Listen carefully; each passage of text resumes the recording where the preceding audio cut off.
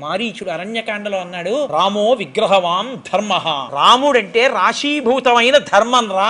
ఆయన జోలికెడితే బతకవు. ధర్మం జోలికెడితే ఎలా పాడైపోతావో రాముడి జోలికెడితే పాడైపోతావు.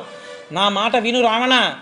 ఒక్కసారి కొట్టాడు నన్ను బాణం పెట్టి. ఆ రోజు నుంచి ఎవరైనా నా దగ్గరికి వచ్చి రా అంటే తర్వాత మా అంటారేమో అని పారిపోతుంటాను. ఇన్ని చెప్పాడు కానీ ఆయన విన. కాబట్టి రాముడే ధర్మము, ధర్మమే రాముడు. రాముడు అడుగు తీసి అడుగు వేస్తే ధర్మం. అందుకే రామాయణంలో తీర్పు ఎక్కడొచ్చిందో తెలుసా అండి? గురువుల్ని సేవించి గురువుల యొక్క అనుగ్రహాన్ని పరిపూర్ణంగా పొందినవాడు రాముడు. అందుకే రామరావణ యుద్ధం గురించి చెప్తూ మహర్షి అన్నారు, రామరావణయోరివా అన్నారు. సాగరానికి సాగరమే ఉపమానం, రామరావణ యుద్ధానికి రామరావణ యుద్ధమే ఉపమానం. ఇంకొక ఉపమానం లేదన్నారు. అటువంటి యుద్ధం జరుగుతున్నప్పుడు దేవతలతో సహా వచ్చి పైన నించున్నారు. రావణుడు చచ్చిపోతే బాగుండు, రావణుడు చచ్చిపోతే బాగుండని. ఎందుకు వాళ్ళకి ఆ కర్మ? ధర్మం తప్పాడు కాబట్టి.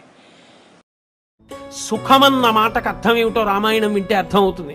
ఒక్క మాట అన్నాడు దశరథుడు, ఒరే నాన్న నేను కైకమ్మకి మాట ఇచ్చానని కదా వెళ్ళిపోతున్నావు, ఒక్క పని చేయరా, నేను కైకమ్మకి మాట ఇచ్చాను, రాజ్యం తీసేసుకోమని అయిపోయిందిగా, నా పని అయిపోయింది, ఒక్క పని చేయి, రాజ్యం క్షత్రియ భోజ్యం, నేను 60,000 సంవత్సరముల వయస్సు పెద్దవాణ్ణి అయిపోయాను, నీ ముందు నిలబడి యుద్ధం చేయలేను, యుద్ధం చేసి బాణాలతో నన్ను కొట్టేసి బంధీకృతుణ్ణి చేసి కారాగారంలో పరేసి రాజ్యం తీసేసుకోరా, నేను కారాగారపు ఊచల్లోంచి నిన్ను చూస్తూ బతికేస్తాను రా, నిన్ను చూడకుండా ఉండలేను రా అన్నాడు. అది తండ్రి అంటే.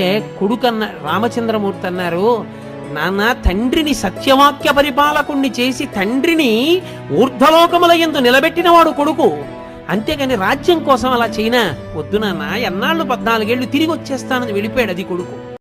రాముడంటే సామాన్యమైన వీరుడు అనుకుంటున్నావు. ఆయన అంటాడు, మండిత విస్ఫులింగ విషమ జ్వలితానల కీలలు వబ్జ గర్భాండము నిండ రామ వసుధాదిపుడేశుడు వజ్ర సాధన ఖండిత పంక్తి కంట కనకంట పురాంతక శైలచాలనొద్దండ బల ప్రచండ పురదండ విఖండన చండకాండములు.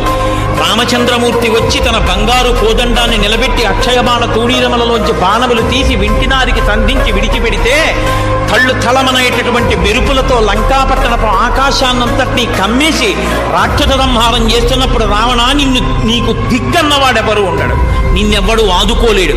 రామచంద్రమూర్తి యొక్క పరాక్రమం అంటే అటువంటిది. ఆయన యొక్క వీరోచితమైన లీల